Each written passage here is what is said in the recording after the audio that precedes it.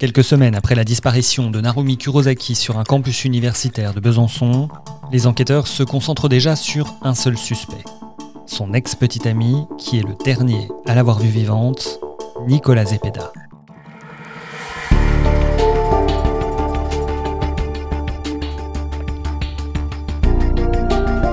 Je suis Grégory Barbier et voici les grands crimes de l'Est. L'affaire Narumi Kurosaki. Épisode 2. Nicolas Zepeda, le suspect de l'autre côté de l'Atlantique. C'est le dernier à l'avoir vue vivante et c'est donc naturellement le premier suspect. Le nom de Nicolas Zepeda apparaît assez rapidement dans l'enquête. Une semaine déjà après le début de la médiatisation de l'affaire, un policier de Besançon nous parle d'un suspect très brillant et dangereux. On l'a déjà évoqué dans l'épisode précédent, Nicolas Zepeda et Narumi Kurosaki sont sortis ensemble pendant un peu plus d'1 an et demi. Une idylle débutée au Japon alors que le Chilien étudiait dans l'université de Tsukuba, celle de sa future petite amie, et une histoire d'amour qui s'est arrêtée à la rentrée 2016, quelques semaines avant la mort de l'étudiante. La rupture aurait été mal vécue par le jeune homme, jaloux et possessif. Précisons qu'il ne s'agissait pas d'un petit flirt, Nicolas et Narumi s'étaient rendus au Chili ensemble et Zepeda lui avait présenté toute sa famille. Pour lui, ça pouvait être la femme de sa vie. Nicolas Zepeda va répondre « Je voulais être avec toi, je voulais te marier, je voulais avoir des petits avec toi, je voulais avoir une famille, je voulais avoir une maison. » Étienne Manteau, procureur de la République de Besançon. Qui démontre tout l'investissement affectif qu'il avait pour cette jeune femme. Il aurait donc très mal vécu le rapprochement de son ex avec un autre étudiant. C'est en tout cas le mobile avancé par le procureur de Besançon. Pourtant, Nicolas Zepeda a déjà eu d'autres petites amies, il a déjà vécu des histoires importantes, des ruptures. Alors pourquoi celle-ci serait différente des autres ? C'est la réponse de la défense face à ce mobile. Nicolas Zepeda, c'est quelqu'un qui aime beaucoup voyager, qui est présenté comme plutôt brillant par rapport à ses études. Willy Graff, journaliste fait divers à l'Est républicain. C'est quelqu'un qui a des fortes connaissances en informatique et qui s'intéresse également au monde de l'entreprise en termes de marketing, en termes d'organisation des affaires. D'ailleurs, il montrera un projet en import-export. C'est quelqu'un qui également aime beaucoup écrire. Quand il était plus jeune, il écrivait des nouvelles. Il aime aussi beaucoup la musique. J'allais dire, c'est un jeune homme comme un autre, qui est très ouvert sur le monde, qui a des moyens financiers. Il est issu d'une famille plus qu'aisée au Chili, avec plusieurs biens immobiliers. C'est quelqu'un qui n'a pas besoin d'argent et qui, malgré tout, essaie de trouver sa voie lui-même. Son nom révélé par les médias, Nicolas Zepeda va vite sortir de l'anonymat. Dès le 8 janvier 2017, l'Est républicain relaye des messages qui ont été révélés par une télé japonaise. L'homme a communiqué avec l'une de ses proches, il dit sa peine et sa vision des choses. Ce n'est pas la première fois qu'elle disparaît. L'Europe est grande, et s'il n'y a aucun mouvement sur sa carte bancaire, c'est qu'elle a de l'argent liquide. Et à travers cette première déclaration, on perçoit déjà quelques aspects de la personnalité de Zepeda. Imperturbable, sûr de lui, le Chilien de 26 ans était attentionné et très amoureux selon les parents de son ex-compagne. Ça, c'est pour le côté pile.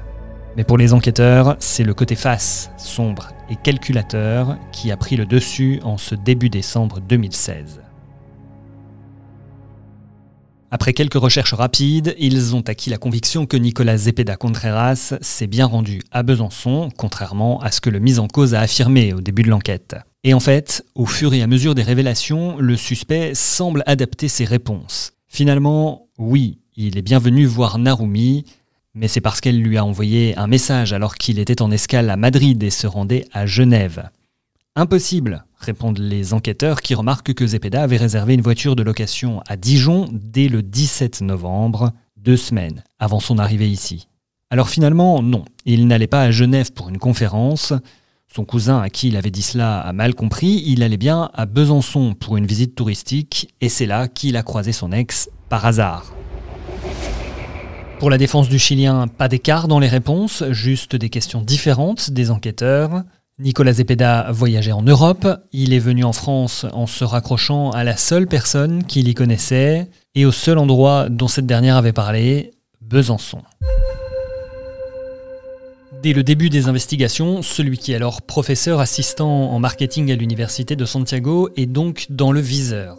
Mais intéressons-nous à la famille Zepeda Contreras, loin d'être une banale famille chilienne.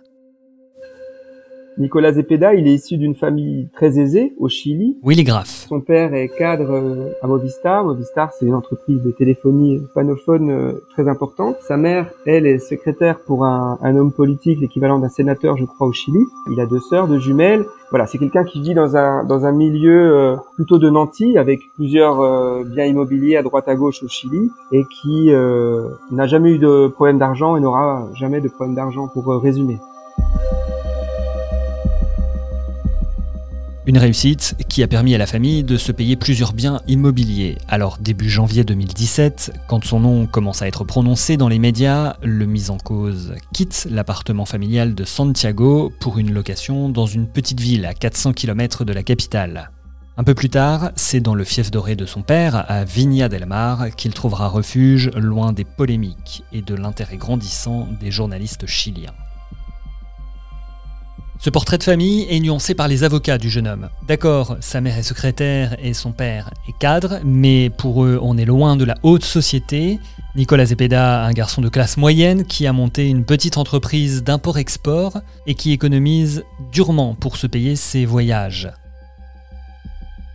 Mais désormais, Nicolás Zepeda ne peut plus se rendre en dehors de son pays, lui qui adore voyager. Le mandat d'arrêt international émis à Besançon risquerait de l'envoyer directement en France s'il passait les frontières de son pays. Le suspect fuit désormais les apparitions publiques et déserte les réseaux sociaux. Mais quelques mois avant de délaisser son ordinateur, c'est par webcam interposée qu'il a menacé Narumi Kurosaki. Une vidéo qui daterait de 3 mois avant la disparition de la jeune femme et qui est exhumée par une chaîne de télé japonaise. Une déclaration face caméra en anglais. Récemment, Narumi a fait de mauvaises choses qui lui coûtent de suivre certaines conditions pour garder cette relation. On devrait vivre sans ces conditions, se croire l'un l'autre, être honnête et ne pas se cacher.